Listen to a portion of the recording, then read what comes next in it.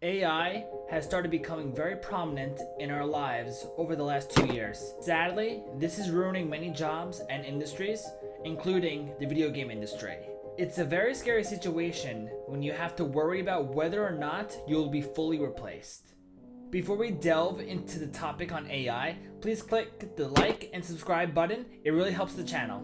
When ChatGPT launched a couple of years ago, it started making our lives a lot easier, especially creating video games. It's now easier than it ever has been.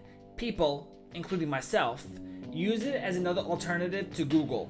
I didn't think much of it, but then a ton of layoffs started happening in 2023, which is obviously a year ago.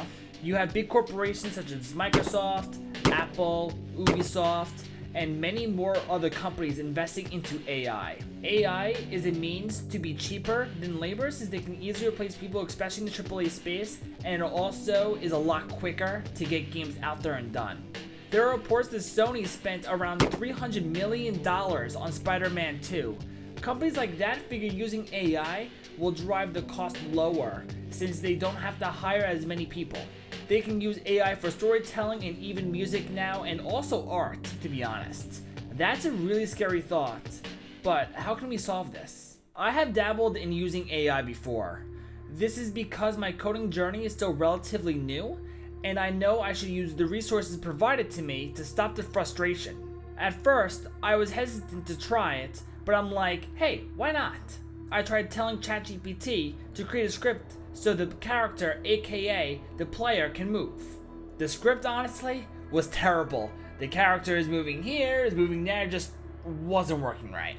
The problem is AI a lot of the time will tell you the wrong thing when it needs to provide you with a lot of info. So like if you tell it to do too much, it'll tell you a lot more info than needed, if that makes sense.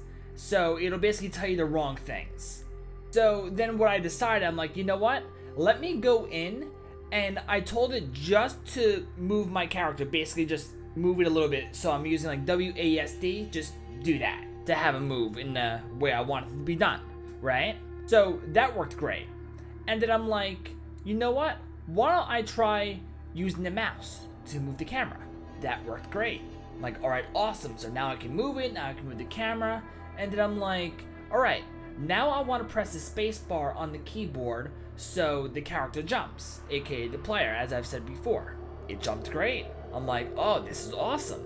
And I was shocked at the results, and I was blown away, especially me that's still relatively new at learning how to code. So it just made it a lot easier for me. Now, this brings me back as to why AI, in my opinion, is ruining the gaming industry. I think it's ruining the gaming industry because it's causing a lot more uninspired games that are now entering the indie market now more than ever. In 2022, 12,472 games released on Steam, and in 2023, which is a year later, 14,531 games released on Steam.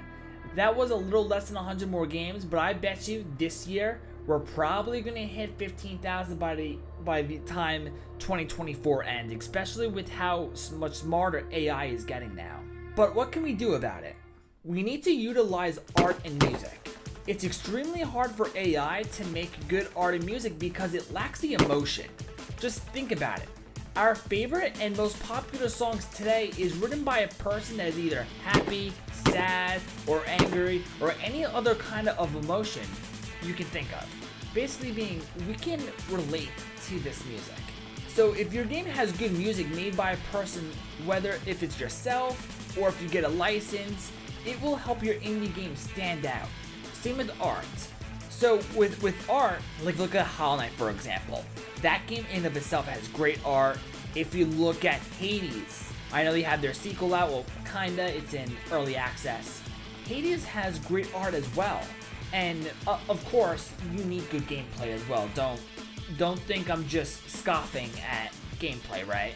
I'm not saying you don't need good gameplay. Yes, you do, right? That helps the player stay. But when I'm scrolling on Steam or looking at trailers, I'm looking at this, I'm like, oh, that looks really good with the art style and stuff. So I recommend you to learn color theory for when you're making your game.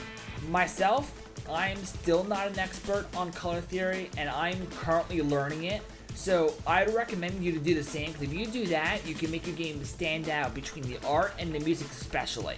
AI is a tough hurdle to get over when you're an indie game developer, but as long as we put our heart and soul into it, I'm sure we can get through it. Alright, I just wanted to remind you guys, if you enjoyed the video, please click the like and subscribe button, and I will see you guys later. I hope you have a great rest of your day.